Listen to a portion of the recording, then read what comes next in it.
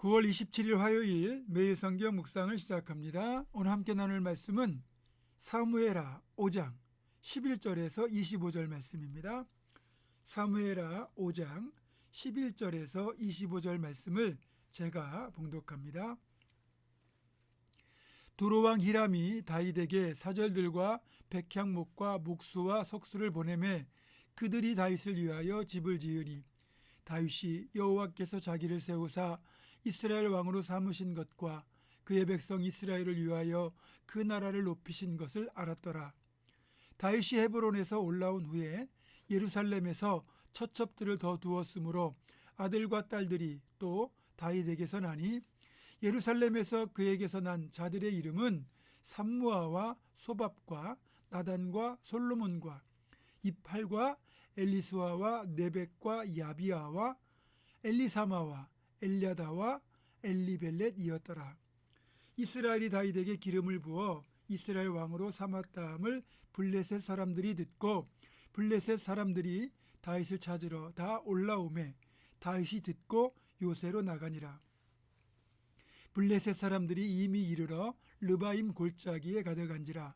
다윗이 여호와께 여쭈어 이르되 내가 블레셋 사람에게로 올라가리이까 여호와께서 그들을 내 손에 넘기시겠나이까 하니 여호와께서 다윗에게 말씀하시되 올라가라 내가 반드시 블레셋 사람을 네 손에 넘기리라 하신지라.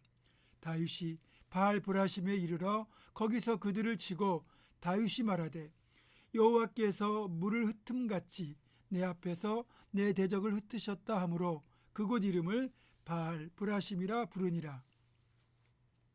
거기서 블레셋 사람들이 그들의 우상을 버렸으므로 다윗과 그의 부하들이 치우니라.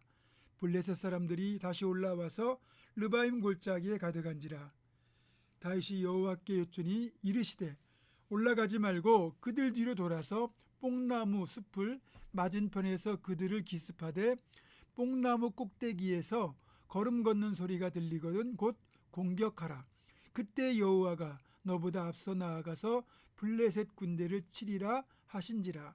이에 다윗이 여호와의 명령대로 행하여 블레셋 사람을 쳐서 게바에서 게셀까지 이르니라. 아멘. 통일 왕국의 왕위에 오른 다윗에게 드디어 첫 번째 위기가 닥쳐왔습니다. 블레셋 사람들이 쳐들어온 겁니다. 7년 전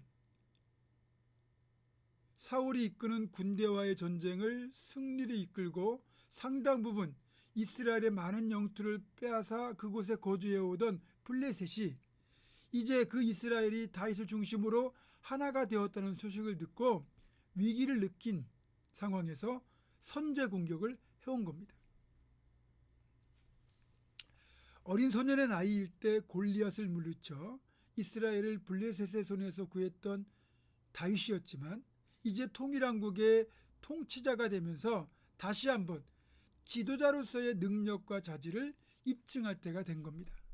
만약에 이번 전쟁을 승리로 이끌 수 있다면 다윗은 온 백성의 신임을 얻게 되고 주변 나라들에게는 함부로 대하지 못할 강력한 통치자라는 인식을 심어주게 될 겁니다.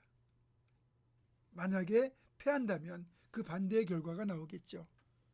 어쨌든 지금 다윗이 상대해야 되는 이 블레셋은 여전히 강력한 대적이고 이스라엘은 이제 다윗이란 깃발 아래 막 모이게 된 오합지졸과 마찬가지였기 때문에 조직력도 상당히 떨어지고 있고 또 사울이 먼저 죽은 뒤에 한동안 블레셋의 위세가 계속되었던 탓에 이스라엘 군대의 사기는 상당 부분 떨어져 있었습니다.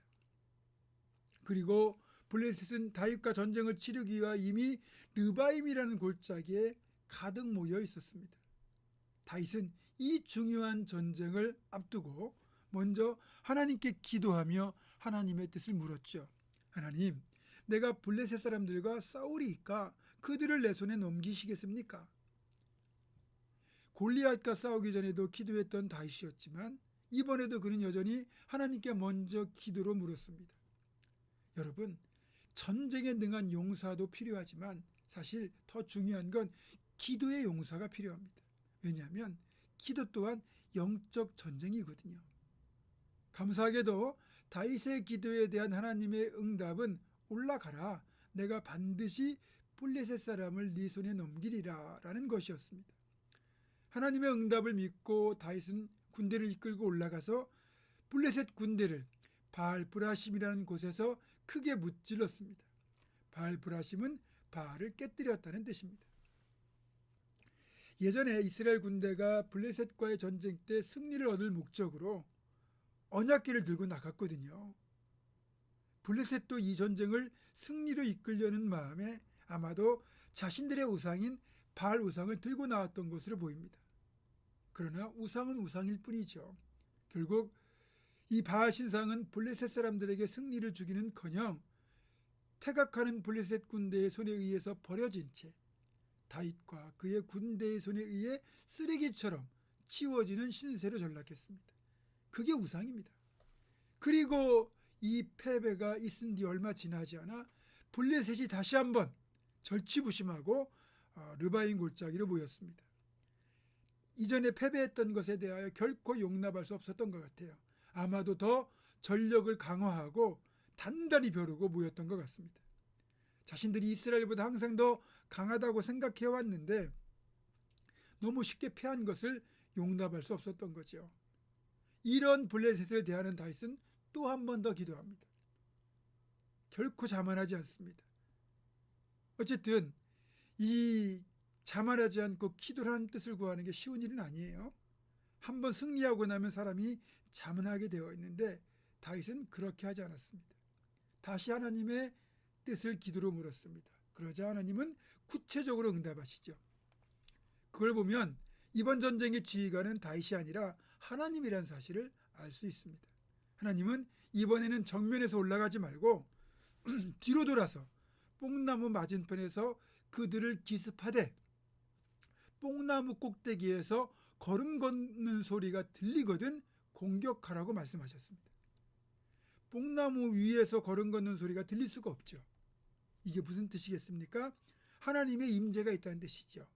하나님께서 이 전쟁의 최전방에서 앞서 싸우고 계시겠다는 그런 하나님의 임재를 보여주는 일종의 표시입니다.